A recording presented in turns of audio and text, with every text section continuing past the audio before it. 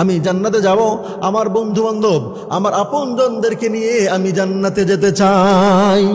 তার ভালোবাসা দেখিয়ে ওই সমস্ত জাহান্নামী ব্যক্তিদেরকে জাহান্নাম থেকে বের করে জান্নাতে দিয়ে দিবেন। হাশরের ময়দানে আল্লাহ রাব্বুল আলামিন যখন মানুষদেরকে জান্নাত দিয়ে দিবেন, কিছু মানুষের আমল নামা ডান হাতের মধ্যে দিয়ে দিবেন। ওই সমস্ত মানুষ জান্নাতে না গিয়ে আল্লাহ রাব্বুল আলামিনের সঙ্গে ঝগড়া শুরু করে দিবেন। তারা আল্লাহ তাআলাকে ডাক দিয়ে বলবেন, ও রব্বুল আলামিন, আজকে আমি জান্নাতে যাই, আমার বন্ধু বান্ধব, আমার আপনজন তো আমার সাথে নাই, আমি ওই সমস্ত ব্যক্তিদের ছাড়া আমি জান্নাতে যেতে রাজি নই। বন্ধুগণ আমার, আল্লাহ রাব্বুল আলামিন ডাক দিয়ে বলবে, হে আমার বান্দা, আমি তোমাকে জান্নাত দিয়ে দিয়েছি, তোমার জন্য চূড়ান্ত সিদ্ধান্ত আমি দিয়ে দিয়েছি। জান্নাত পেয়ে তুমি তো খুশি থাকার কথা, তুমি কেন আমার সঙ্গে তর্ক করছো? তুমি কেন আমার সঙ্গে ঝগড়া করছো? তুমি কি চাও বলো আমাকে। আল্লাহ রাব্বুল আলামিনকে ওই জান্নাতি ব্যক্তিরা ডাক দিয়ে বলবেন, ও রব্বুল আলামিন, আমার অমুক আপনজনের সাথে, অমুক বন্ধু বান্ধবের সঙ্গে একসঙ্গে আমি ক্লাস করেছি, একসঙ্গে ব্যবসা বাণিজ্য করেছি, একসঙ্গে আমরা চাকরি বাকরি করেছি।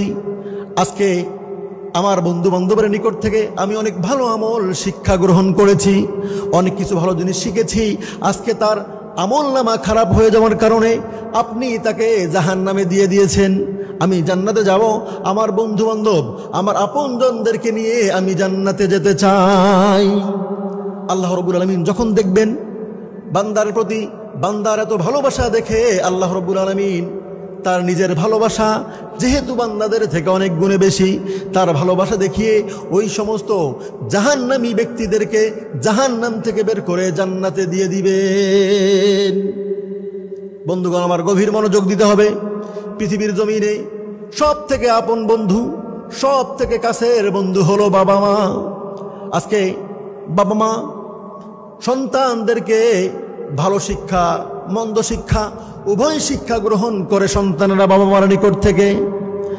পৃথিবীর জমিনে কোনো বাবা অন্যায় করার কারণে যদি ওই বাবা জাহান্নামে চলে যায়, ওই মা যদি জাহান্নামে চলে যায়, তার সন্তান নেক আমল করার কারণে তার সন্তান ওই বাবা মাকে জাহান্নাম থেকে বের করে জান্নাতের মধ্যে নিয়ে যাবেন। বন্ধুগণ আমার, বাবা মা যদি খারাপ শিক্ষা দেয় সন্তানদেরকে, হতে পারে বাবা মায়ের আমল অনেক ভালো হয়ে গিয়েছে, বাবা মায়ের আমলের কারণে, বাবা মায়ের কাজকর্মের কারণে বাবা মা জান্নাতে চলে গিয়েছেন, কিন্তু ওই জান্নাতে যাওয়ার পরে ওই সন্তান যে পৃথিবীর জমিন অন্যায় কাজ করেছে, ওই সন্তান তার পিতামাতাকে জান্নাত থেকে বের করে তাদের বুকের উপর পা দিয়ে জাহান্নামে চলে যাবে এবং ওই পিতামাতাকে সঙ্গে জাহান্নামে নিয়ে যাবে। বন্ধুগণ আমার, গভীর মনোযোগ দিতে হবে। পৃথিবীর জমিনে কোনো মানুষ মদখোর হয়ে জন্মগ্রহণ করে না, কোনো মানুষ দর্শক হয়ে পৃথিবীর জমিনে আসে না, কোনো মানুষ ডাকাত হয়ে মায়ের গর্ভ থেকে সন্তান আসে না, কোনো মানুষ চোর হয়ে পৃথিবীর জমিনে জন্মগ্রহণ করে না। আমাদের সমাজ তাদেরকে চোর বানিয়ে দেয়, আমাদের সমাজ তাদেরকে ডাকাত বানিয়ে দেয়। আমাদের সমাজের দায়বদ্ধতা আছে তাদের খারাপ হওয়ার পিছনে।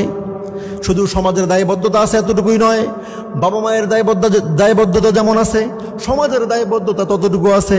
আমাদের রাষ্ট্রের দায়বদ্ধতা তার থেকেও অনেক গুণে বেশি রয়েছে। আপনারা বলতে পারেন যে হুজুর, রাষ্ট্রের দায়বদ্ধতা কিভাবে হতে পারে এখানে? আজকে কোরআনুল কারীমকে যদি পৃথিবীর বাংলাদেশের সমস্ত স্কুল কলেজ ইউনিভার্সিটির সিলেবাসের মধ্যে অন্তর্ভুক্ত করে দিত, আমাদের সন্তান, আমাদের সমাজের শিশু, আমাদের বাচ্চা, আমাদের ইয়ং জেনারেশন সবাই কোরআনুল কারীম পড়তে পারত, তাফসীর জানতে পারত, তারা বুঝতো মদ পান করা যাবে না, তারা বুঝতো জিনা করা যাবে না, জিনার শাস্তি রয়েছে, তারা বুঝতো অন্যায় কাজ করা যাবে না, তারা বুঝতো হারাম খাবার ভক্ষণ করা যাবে না।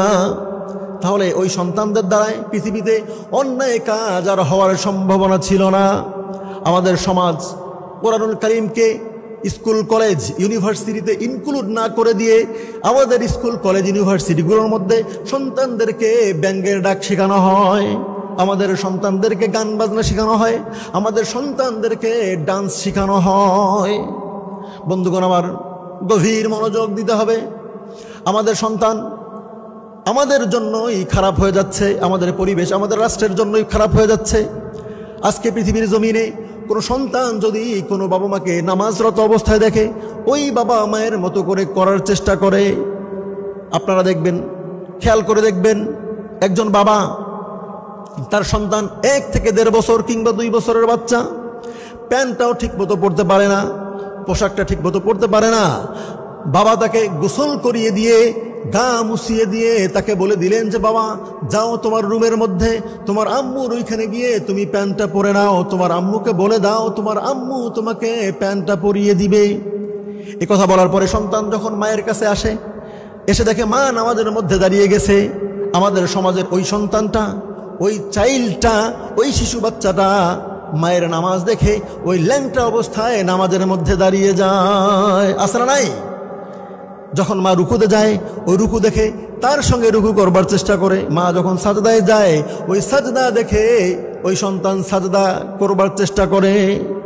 বন্ধুগণ আমার, এজন্য আমাদের সন্তানদেরকে অবশ্যই কুরআনুল কারীমের শিক্ষা দিতে হবে।